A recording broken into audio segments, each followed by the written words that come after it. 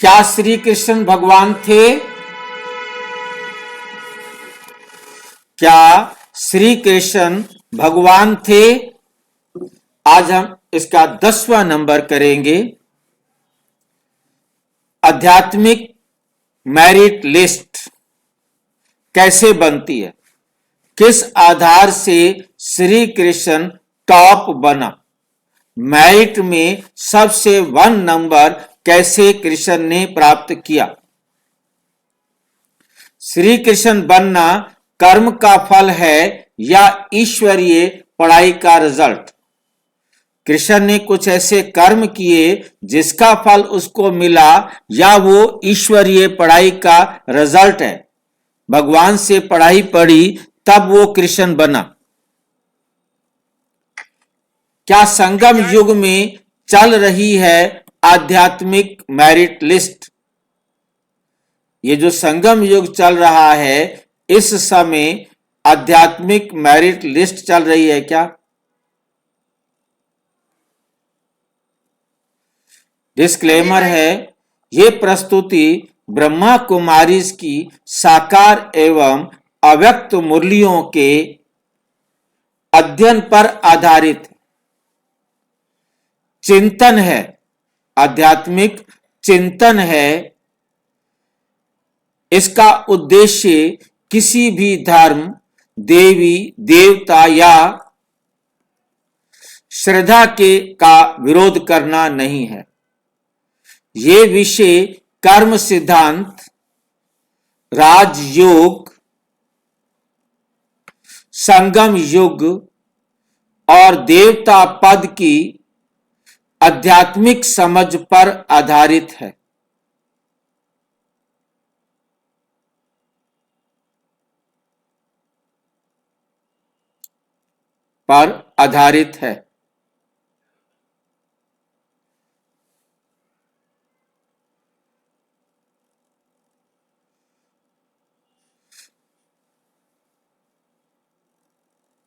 दर्शक इसे श्रद्धा और विवेक दोनों से सुने तथा स्वयं मनन करें,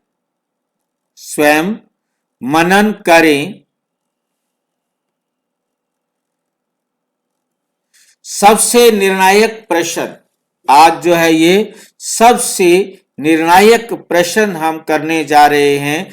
आज हम एक अत्यंत गहरे निर्णायक प्रश्न पर मनन करेंगे।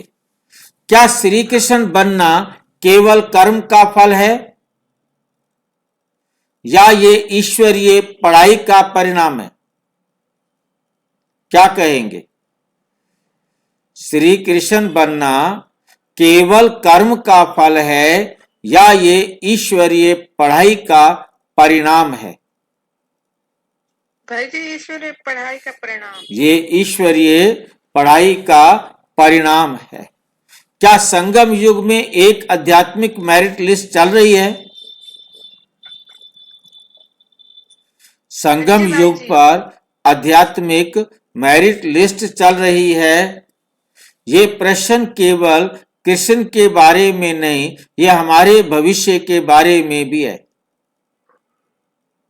कृष्ण की तो सीट फिक्स है कि वह हर कल्प टॉप नंबर 1 सीट उसकी पहले से ही फिक्स है। कृष्ण की तो सीट हिल नहीं सकती, परंतु हम अपने पुरुषार्थ में कहां पहुंच पाते हैं, यह हमारी मेहनत पर निर्भर करता है।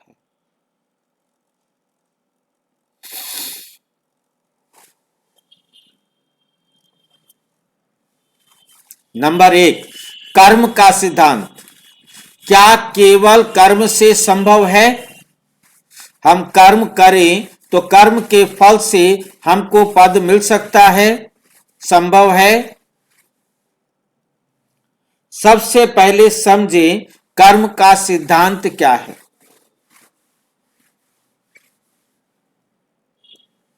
जैसा कर्म वैसा फल। जैसा कर्म करेंगे वैसा फल मिलेगा। पाप से दुख और पुण्य से सुख मिलेगा। सुख देंगे सुख मिलेगा, दुख देंगे दुख मिलेगा, क्योंकि जो देंगे वही मिलेगा। जिसको देंगे उससे मिलेगा, जितना देंगे उतना मिलेगा।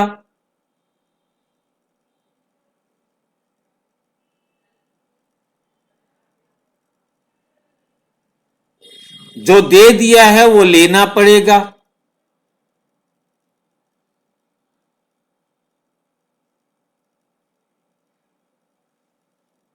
हिसाब बराबर किए बिना कोई आत्मा परम धाम वापस जा नहीं सकती।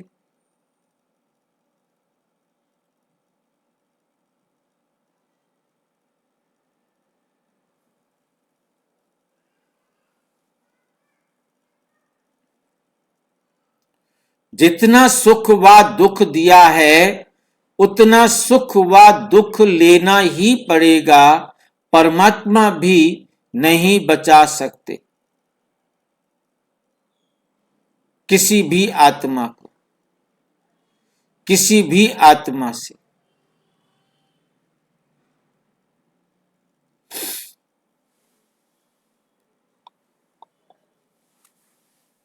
21 जनवरी 1969 को बाबा ने कहा, जैसा कर्म करेंगे वैसा फल मिलेगा। तो क्या बहुत अधिक पुण्य करने से कोई प्रथम राजकुमार बन सकता है? तो क्या बहुत अधिक पुण्य करने से कोई प्रथम राजकुमार बन सकता है? अगर ऐसा होता तो दानवीर, यज्ञकर्ता, तपस्वी सब सतयुग के प्रथम राजा होते। सब सतयुग के प्रथम राजा होते।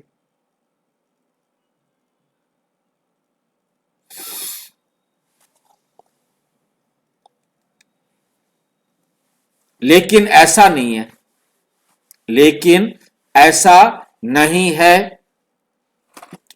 पुण्य और देवता पद का अंतर, पुण्य और देवता पद का अंतर। पुण्य क्या देता है? सुख, स्वर्ग का आनंद, सम्मान। पुण्य क्या देता है? सुख देता है, स्वर्ग का आनंद देता है और सम्मान देता है। लेकिन देवता पद वह अलग है। लेकिन देवता पद वह अलग है। मुरली 13 जनवरी 1969। कृष्ण सतयुग का पहला राजकुमार है। कृष्ण क्या है? सतयुग का पहला राजकुमार है।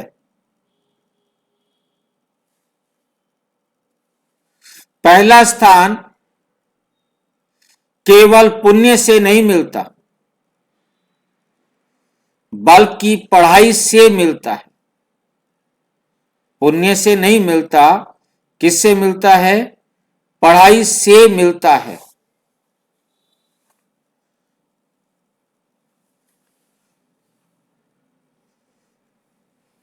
ईश्वरीय पढ़ाई क्या है? ईश्वरीय पढ़ाई क्या है? क्या श्री कृष्ण भगवान थे?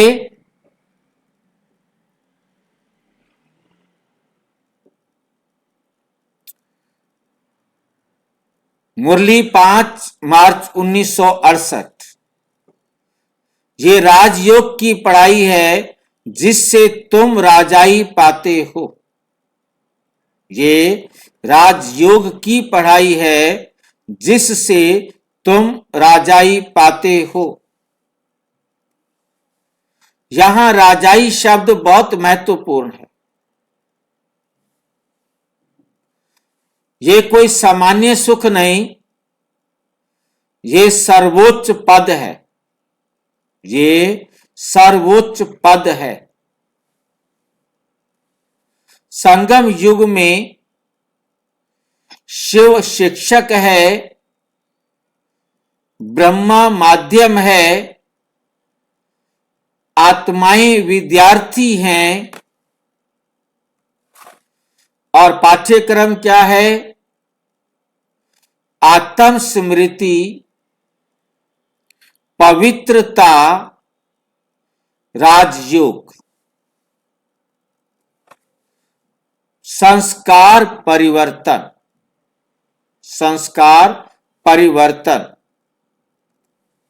उदाहरण, 2 प्रकार की कमाई मान लीजिए। क्या मान लें? एक व्यक्ति व्यापार करता है, पैसा कमाता है। दूसरा व्यक्ति प्रतियोगी परीक्षा देता है, गोल्ड मेडल जीतता है। दोनों कमाई हैं। एक ने मेडल जीता, एक ने पैसे कमाए। लेकिन क्या दोनों का स्तर समान है? क्या दोनों का स्तर समान है? नहीं। पुण्य, व्यापार, राजयोग पढ़ाई, प्रतियोगी परीक्षा, कृष्ण बनना, गोल्ड मेडल। राजयोग पढ़ाई, प्रतियोगी परीक्षा, कृष्ण बनना क्या है? Gold medal. टॉप किया, गोल्ड मेडल मिला। क्या यह आध्यात्मिक मेरिट लिस्ट है? अब सबसे गहरा बिंदु, क्या संगम युग में मेरिट लिस्ट बन रही है? मुरली है 6 अक्टूबर 1969। जो पहले नंबर में आते हैं वही 84 जन्म पूरे लेते हैं। तो पहले नंबर पर आने वाली आत्मा है सर्वगुण संपन्न, 16 कला संपूर्ण, संपूर्ण निर्विकारी, मर्यादा पुरुषोत्तम, डबल अहिंसक।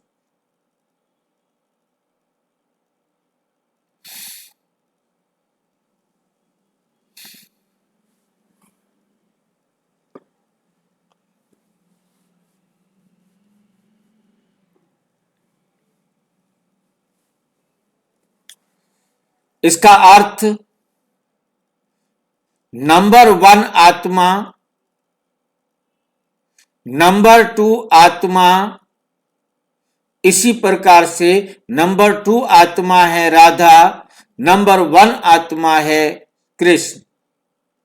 इसी प्रकार बाकी आत्माएं नंबर में आती जाएंगी। ये कोई भेद नहीं, ये पुरुषार्थ का परिणाम है। ये पुरुषार्थ का परिणाम है।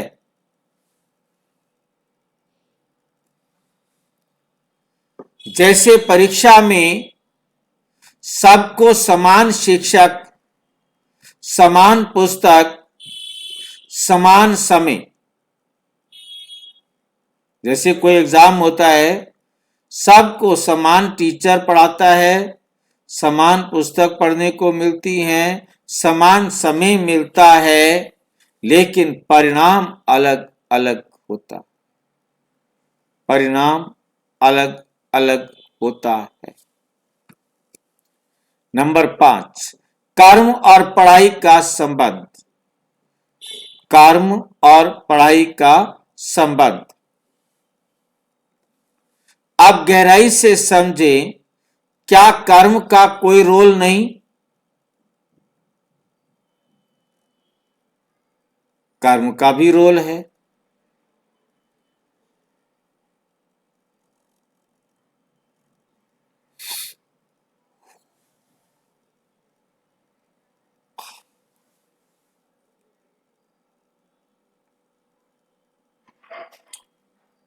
कर्म का कोई रोल नहीं। पूछ रहे हैं, क्वेश्चन पूछा है कर्म का रोल भी है, लेकिन कौन सा कर्म? संगम युग का कर्म, जिसे कहते हैं अकर्म, आत्मा समझ कर किए गए कर्म का रोल है, पार्ट है। मुरली, संगम युग का पुरुषार्थ ही तुम्हारा भाग्य बनाता है, तुम्हारा भाग्य बनाता है। अर्थात पुराना पुण्य सहायक हो सकता है, लेकिन अंतिम परिणाम संगम युग की पढ़ाई से तय होता है।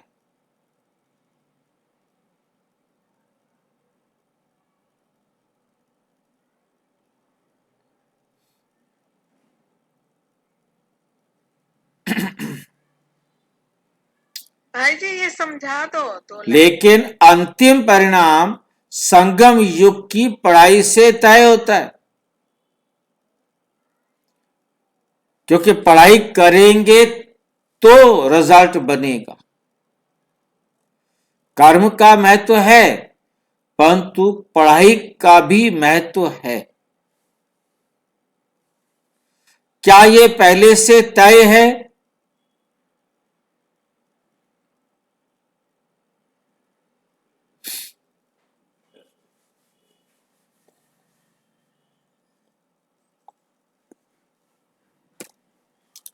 हाँ, ड्रामा निश्चित है, ड्रामा एक्यूरेट है, ड्रामा में मिस्टेक नहीं हो सकती। हर आत्मा को हर एक्ट एक्यूरेट प्ले करना होता है।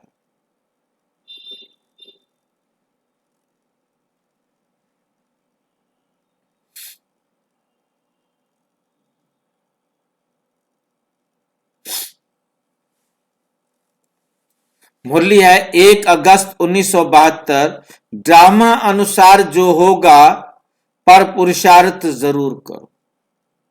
ड्रामा अनुसार तो जो होना है वो होगा, परंतु तुम पुरुषार्थ जरूर करो।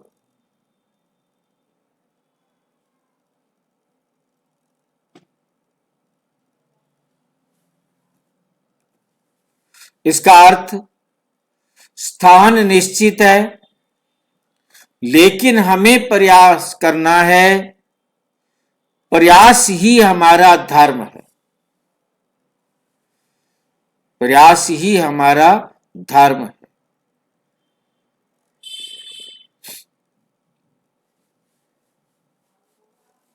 गहरा आध्यात्मिक निष्कर्ष, श्री कृष्ण बनना केवल पुण्य का फल नहीं, केवल दान का परिणाम नहीं, संगम का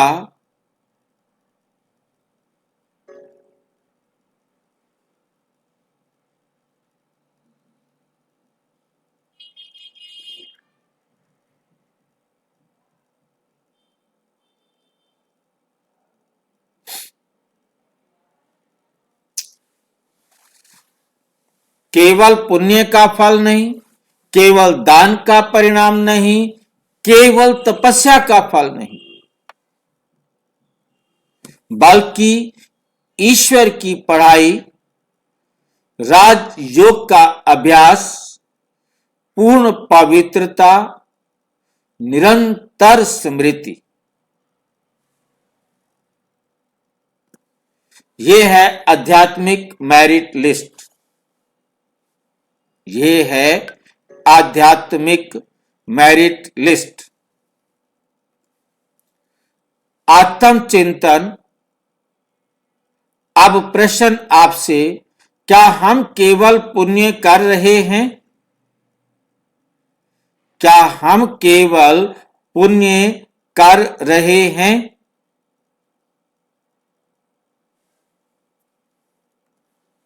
या पढ़ाई भी कर रहे हैं?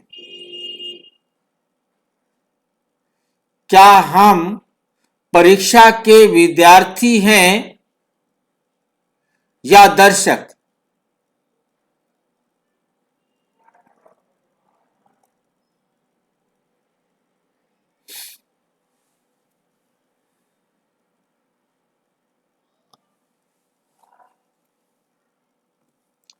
क्या हम मेरिट लिस्ट में आना चाहते हैं या केवल पास होना चाहते हैं?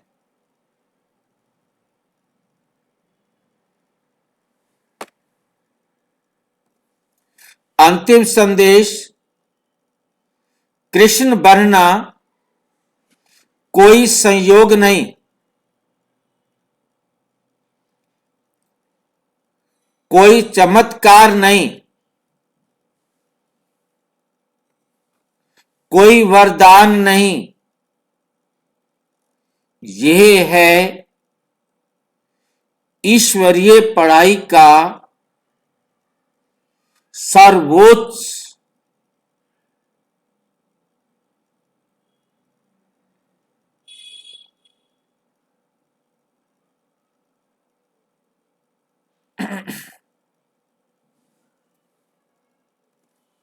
अब निर्णय हमारा है, हम केवल पुण्य करेंगे या राजयोग की पढ़ाई में टॉप करेंगे। अच्छा, ओम शांति। और विस्तार से जानने के लिए प्रजापिता ब्रह्मा कुमारी ईश्वरीय विश्वविद्यालय के किसी भी सेवा केंद्र पर संपर्क करें और यदि कोई प्रश्न है तो 9213106986 पर केवल अराटाई या टेलीग्राम करें। 9650692270 पर केवल व्हाट्सएप करें, फोन नहीं। ओम शांति।